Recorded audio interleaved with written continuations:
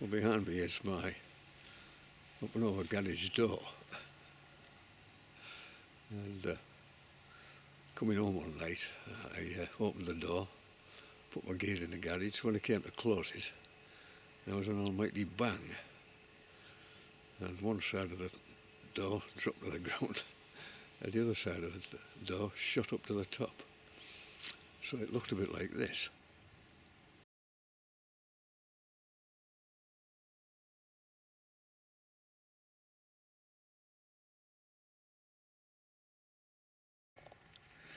Well, given the weather, the, the stuff in the garage and the time of night, I had to get the garage door back into the opening to stop that weather getting in and to stop prowling ne'er-do-wells getting in.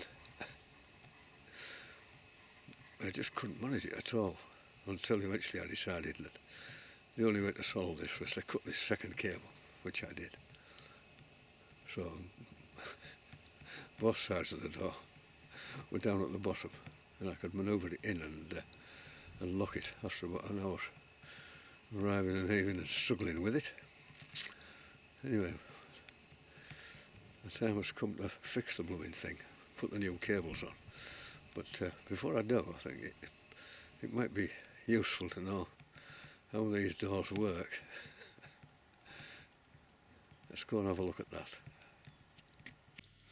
This is the inside of the garage door, and the principle is quite simple.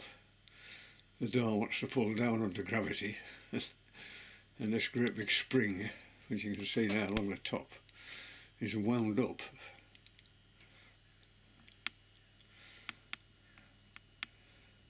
and it's connected to the door with cables, and it wants to pull the door upwards. So when the door pulling downwards matches the spring pulling upwards, the door is easy to move. And how is the spring connected to the door? Let's have a look up there in that corner there.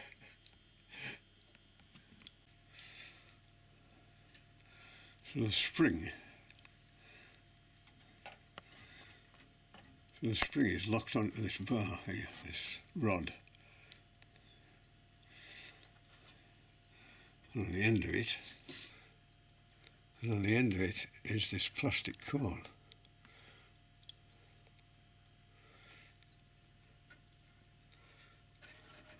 With a pin there, holding it onto the rod.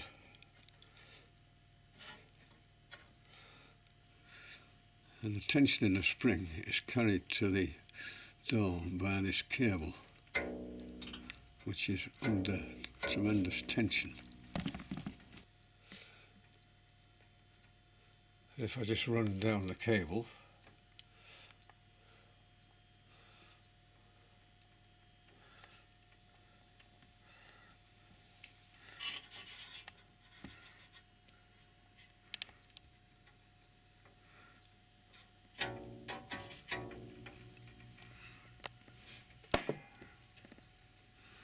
it's connected to the door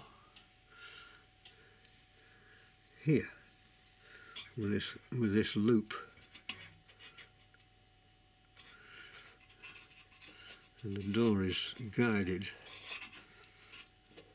by this sort of pulley running in this little gully here.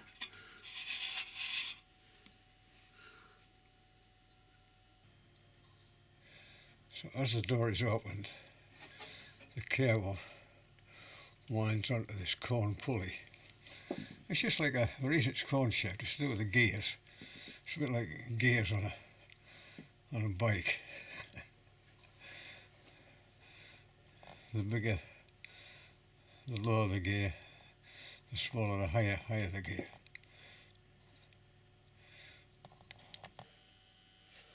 And this arm just guides the door as it opens and swivels.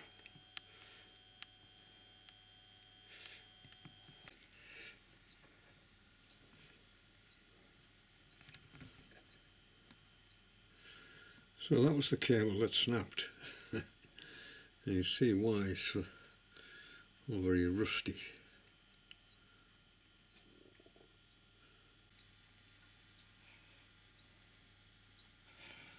And that was a cable I had to cut. Now this is where the major hazard is in this operation, in that the spring has tremendous power, and the tension in this cable is considerable. So I knew when I cut through it, the spring was going to unwind with considerable force, causing this cable to sort of lash about. And it could cause quite severe injury if you're not careful. So I had to wear a full face visor just in case. But anyway, it went all right.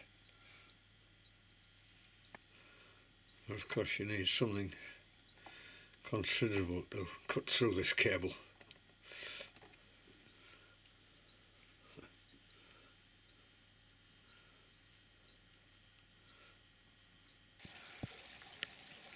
Well, I had a look on the internet, see what I need, buy the new cable replacement kit with the new cones, buy the repair kit with a punch and the little Tommy bars,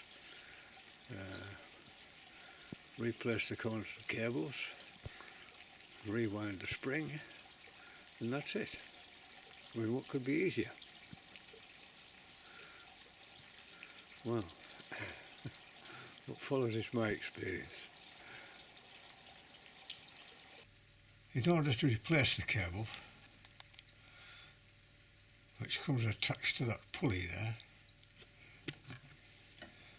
I need to get this pulley off the end of the rod here. And the problem is, there isn't enough room.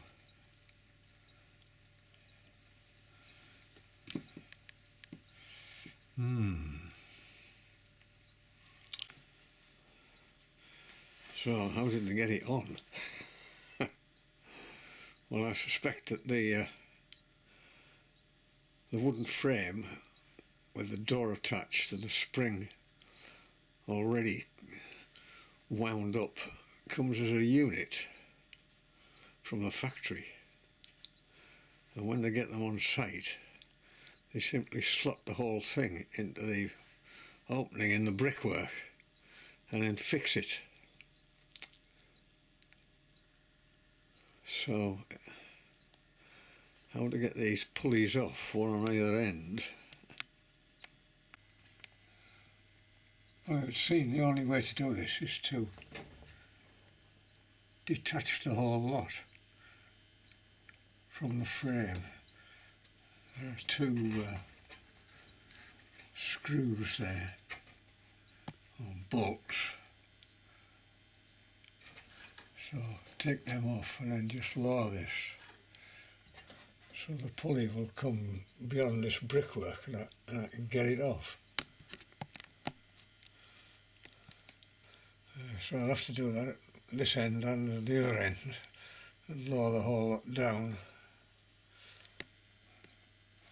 That's a bit of a nuisance, never mind. Nothing to do about it.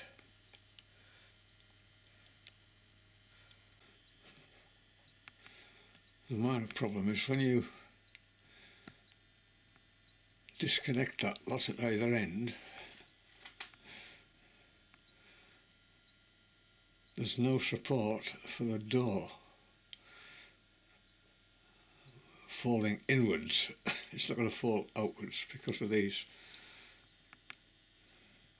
bars here, but it could fall inwards, which I don't want. So I'll have to, in some way, get a piece of wood and just jab it up against the door so that doesn't happen. The pulley is held onto this rod by a pin, as you can see there, which I'm going to have to drive out. in order to get this fully off. Anyway, before I started on this whole business, looking on the internet, they do a little kit, a little tool kit for doing all this. It's quite cheap. This is a clip for retaining the tension in the spring if it already hasn't unwound. This is a little Allen key for the little bolt that locks the spring onto the rod. These two little, like Tommy bars really, they're used later on for winding up the spring at the end. But this little tool here is for driving that pin out to get the cone pulley off. So that's what I need. I can't shift this pin. WD-40 on it. I'm going to have to drill it out, I think.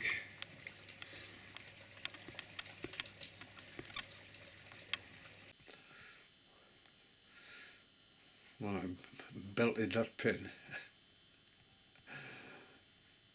several times using a regular punch, and it wouldn't budge. You know, it says in the instructions, you know, knock the pins out with a punch. Sort of bold little phrase like that. These pins have been here for 28 years in these holes. There is absolutely no way that's going to come out with a gentle tap with a hammer.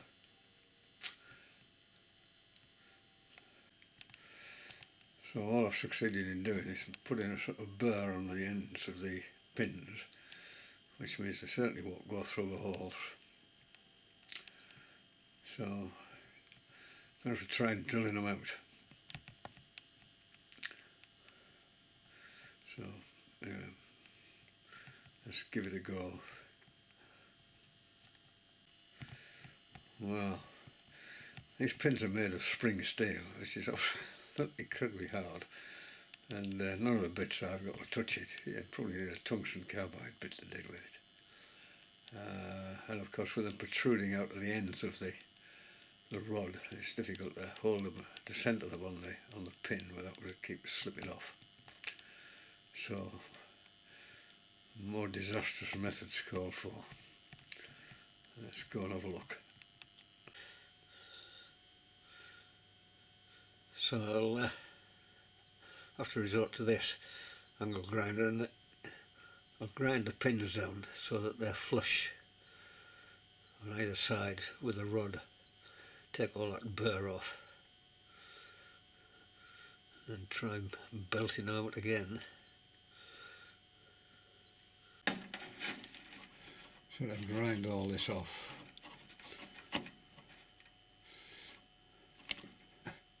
Made a right mess of it, and put it on both sides. I was able to take the pulley off, so I could then grind the pin down so that it was flush with that hole there.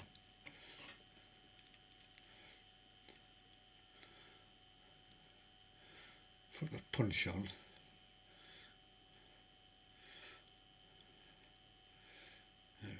Gave it one almighty belt with a big hammer.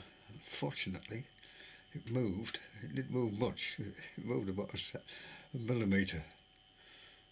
Gradually, I was able to belt it right through. So, the pins are out. And that is the said hammer. I had to belt this punch with to get this pin to move. It's a substantial lump, but obviously when you're using an angle grinder, the sparks flying everywhere, so obviously a full face of and gloves, and make sure there's nothing inflammable. You're going to set fire to your clothes. Well, both pins are out now. What a terrible job that was. getting them out. Anyway, it's done now, and I can pull the pulleys off. Now it's important to remember which pulley came from which side, because they are different. We can just have a look at that now. These are the replacement cones, and you'll notice that they're different. There's one from the left hand side of the garage and one from the right hand side, and it's important that they go on the right side. You'll notice that the cable on this one goes that way around, clockwise, whereas the cable on this side goes anti-clockwise. And that difference is important when you come to refit them. And this is the original, which came from the left hand side facing the door. So this replaces this one.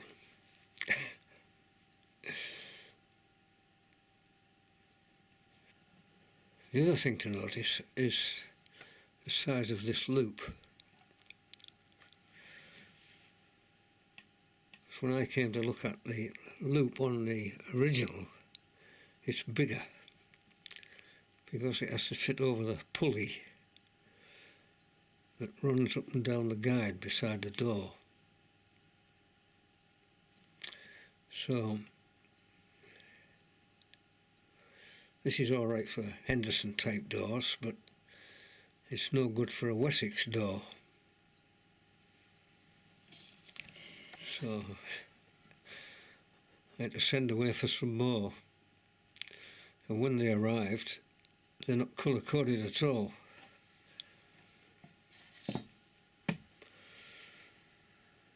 They're both black.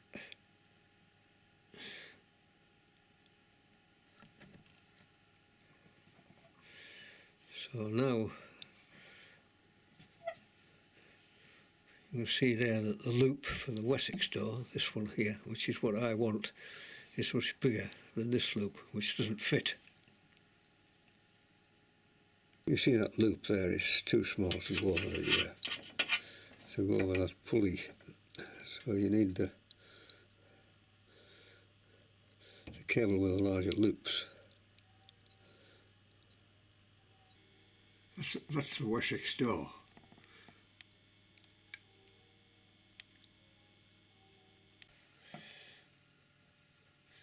This is the replacement pin, or one of them, there's two, which comes with the repair kit. Why they have to be so long, I don't know. This is the replacement pin that came with the kit, the new cable kit. You see it's 4 centimetres long, which is far too long. So I bought these. These are 3 centimetres long, which is just about the right length. And this is stainless steel, so it should be easier to get out if I ever have to repeat the operation. And they're 4 millimetres in diameter. To the new cones. So before I replace the pin, so I can get it started, I'm just going to nip one end up in this vise so I can get an easy start before I start belting it with a big hammer.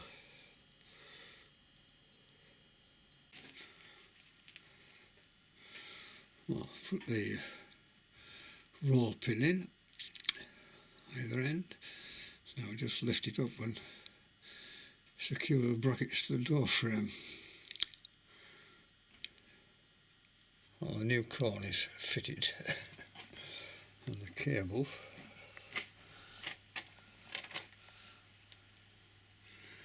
is attached to the garage door.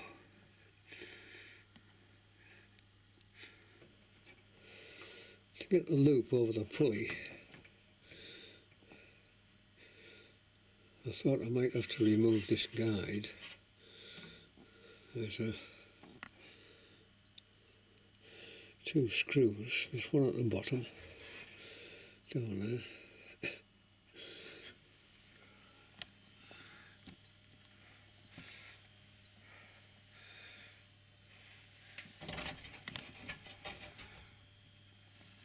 And there's one at the top there, that's all. So I thought I might have to take those two out and just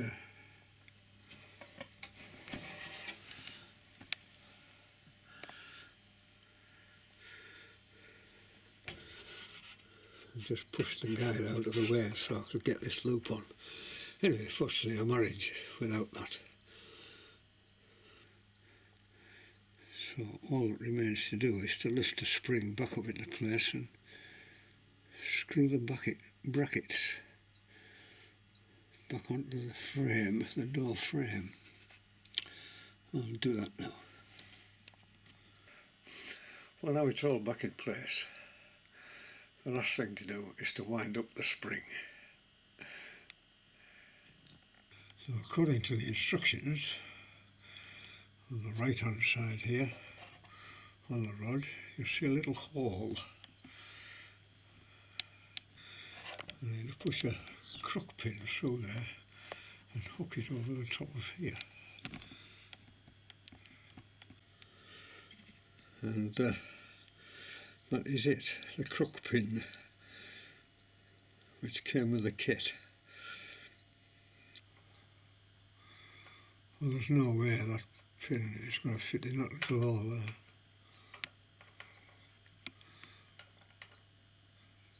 And even if it did, there's no way that's going to fit round the top of there. Oh, that's a blooming nuisance, that. Well, to be honest, I don't know what this is for in this system.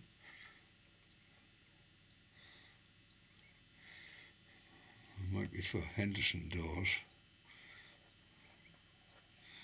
There's a spring here.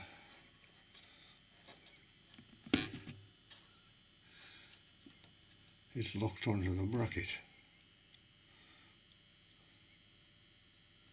Well, there's a 5-inch, sorry. Well, there's a long nail that fits in that hole. That would probably do the job of stopping this rod from turning round as I wind up the spring. Well, this is what you need for rewinding the spring on the door.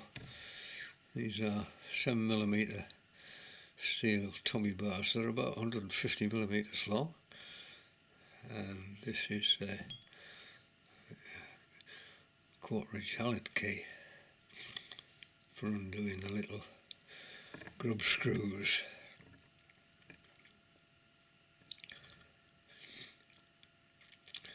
When you're looking on the internet, you see people doing it with sort of screwdrivers or screws or long nails. I mean, this spring is incredibly powerful. If anything slips and it sort of unleashes itself, it can do a lot of damage, so it's best just to buy the repair kit. I mean, it's dirt cheap, I don't know what it was, just over a £5, I think. Anyway, let's go and rewind this spring. On the left hand side of the door, this is the business end of the spring, where you wind it up. And you notice that there's a little grub screw here. There are two of these. Slacken them off with the Allen key. Insert the Tommy bar and wind the spring up. And insert the next Tommy bar and wind it up more. And keep doing that until there's sufficient torque in the spring to lift the door. Obviously I can't do this while I'm holding this camera. How many turns do you put on? Well, you keep doing it until the door holds its position. So crank a load on and try the door. If it's not enough, just keep doing it. Well, I don't know how many turns I've put into this spring, but it's a lot, and it's still not wound up tight enough. And whilst it starts off easy with these tummy bars turning this spring, by the time you've got a few turns on it, it becomes much more difficult. By the time you get it really tightened up, in the arms like Popeye. So anyway, I've locked it onto the rod for now, but I haven't wound it up far enough. So I'm going to order some longer tummy bars, 250mm, 7mm steel rod. I'll order 2 of them on the internet and have another go at it and see if I can wind it up sufficiently to hold this door up. Anyway, that's where we're at. These are the tummy bars that came with the kit, repair kit. Came with a punch and the crook pin. These are 6mm, and these are the much longer. These are 300mm long. They're a foot long, as opposed to 6 inches. And these are 7mm in diameter.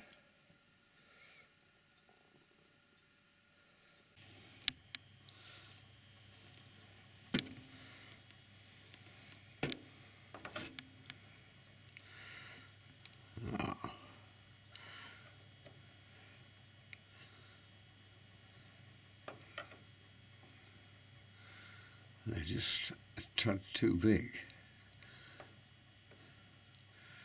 to fit in the hole.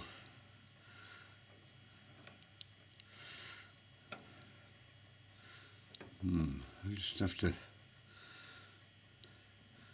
take a little bit off there. That's not a great problem. So I'll just take that little bit extra off on this wheel here. So it's just a sanding disc really, metal. I'll just run it round on there a few times. There we are, just taking a little bit off, tiny amount, and hopefully that will fit. So that's the 6mm, the original. You can see how it's quite a loose fit in there, and it's not very long, and it's really quite hard.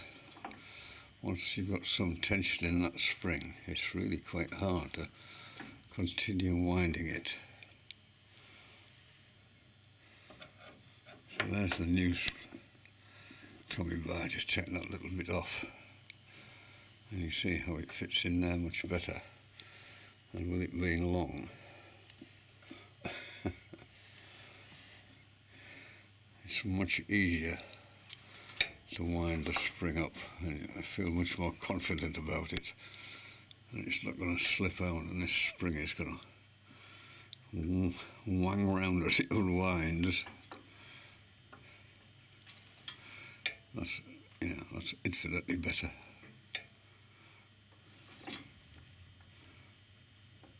Wonderful. So I'll continue winding this spring up until it holds this door in an open position.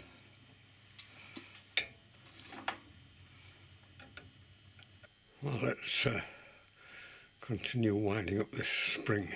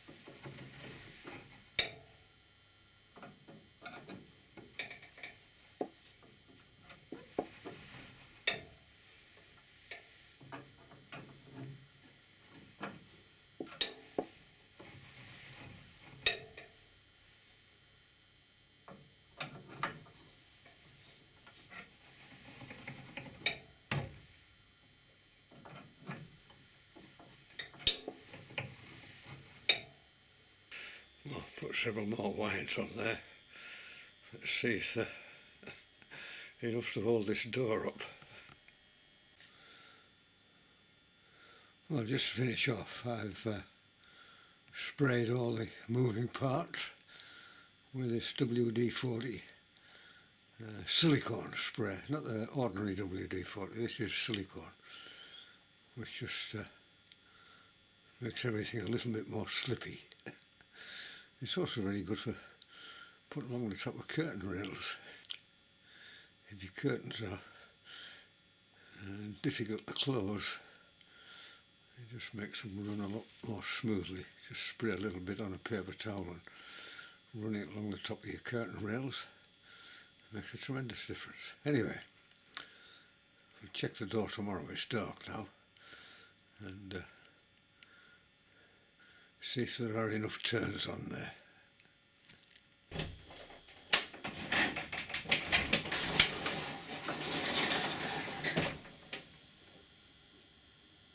Well, there we are, job done. Works a treat. It's taken a while, but very pleasing. Well, I hope you don't take this to be an instruction video how to do it. It certainly isn't. You don't want to be tackling this if you're unsure about winding up this spring, or unwinding this spring if necessary. Take your fingers off.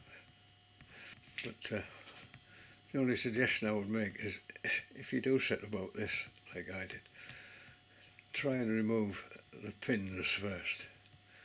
If you can't get the pins out, or if you just can't get one of the pins out, then abandon it and get some expert in to deal with it. Anyway, from the garage door, take care. We'll see you again. Bye bye.